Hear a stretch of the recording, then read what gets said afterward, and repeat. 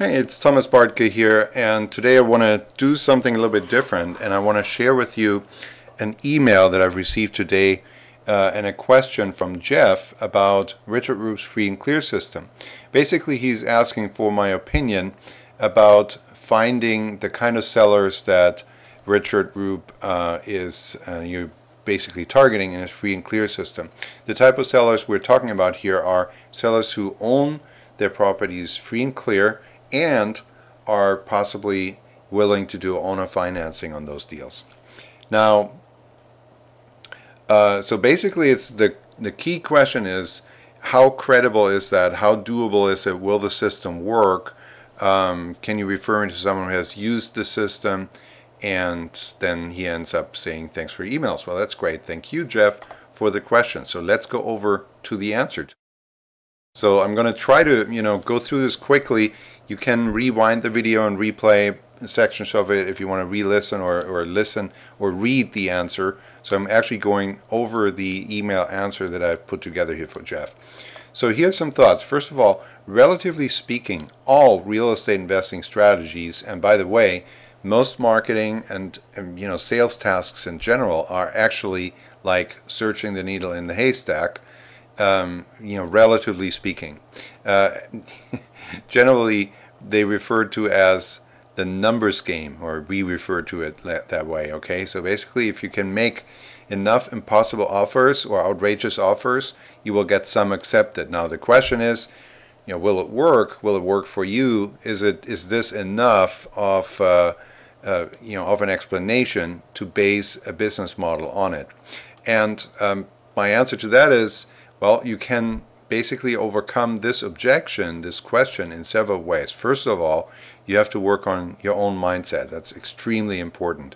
Okay, for example, knowing that your way of buying the house is the only way that the seller can sell it.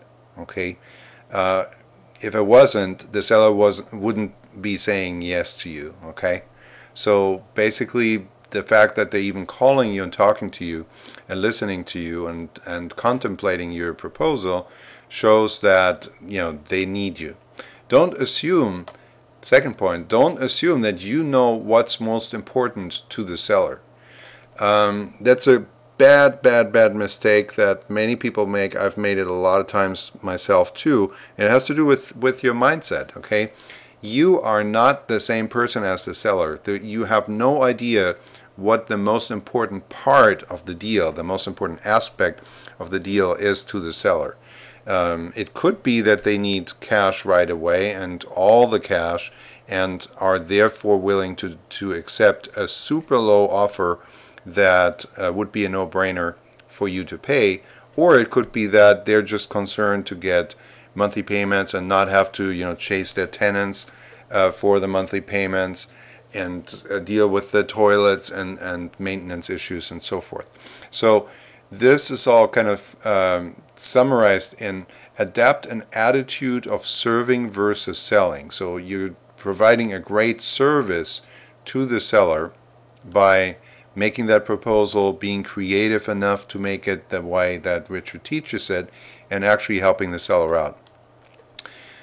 On a side note, regarding serving versus selling, go ahead and Google J. Abraham, Strategy of Preeminence, and read up on that. It's going to be a great read. You'll enjoy it for more on that. Now, the second way to overcome this objection is to focus on the seller's benefit in your offer. Okay, for example, the seller's going to get a higher price, the monthly payment are covering their needs, or in the other example, switching the seller from a landlord status to a note holder status eliminates all the upkeep for them and management hassles, while they're still going to get the same cash flow that they're getting, maybe getting from the tenants right now.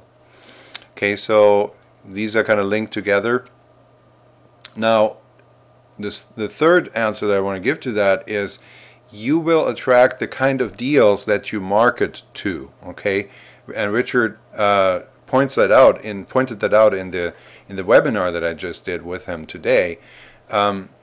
If you target foreclosures, if you target short sales, if you target REO properties, whatever, you're gonna get the deals that are over leveraged, that don't have any equity in it. And that's why it's so important to target the right market and to target the marketing correctly, and that will actually enable you to attract the deals that do have equity. Okay? And Richard teaches you how to do that in the free and clear cash machine system. Now, secondly, the whole big point, Richard's marketing materials are over the top killer grade. That is a personal testimonial and statement that I'm giving Richard right now, because I have used his marketing campaign.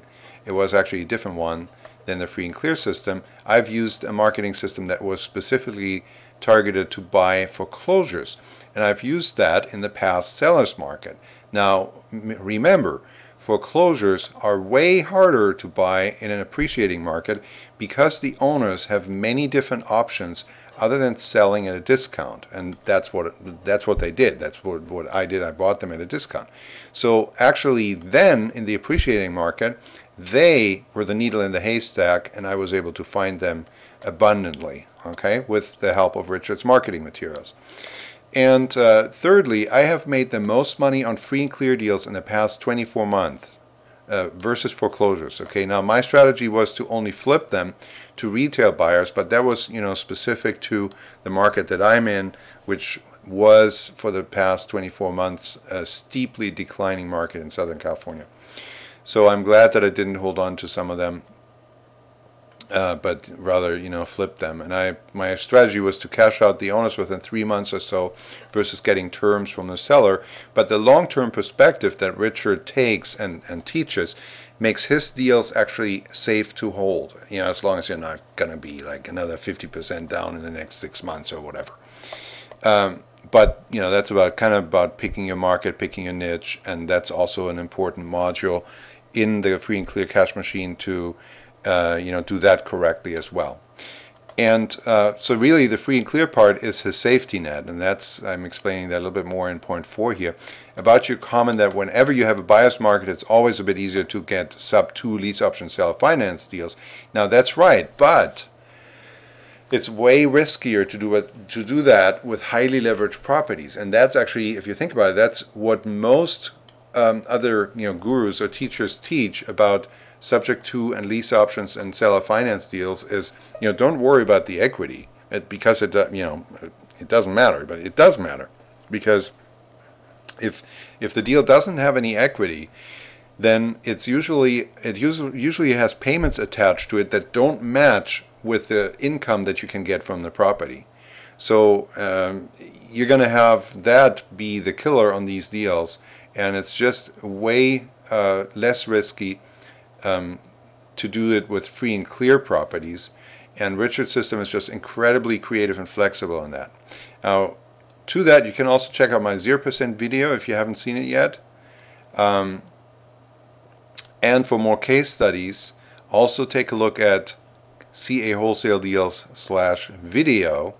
And this link here, this video, will actually lead you to a link where you also can get the free and clear cash machine. I'll also place that link below this video here, right, so you can click that link, because I would strongly recommend that you get the system, at the very least get the free DVD, but I would strongly recommend that you get the discounted offer that is attached to the video here, if it's still available at the time that you're watching this.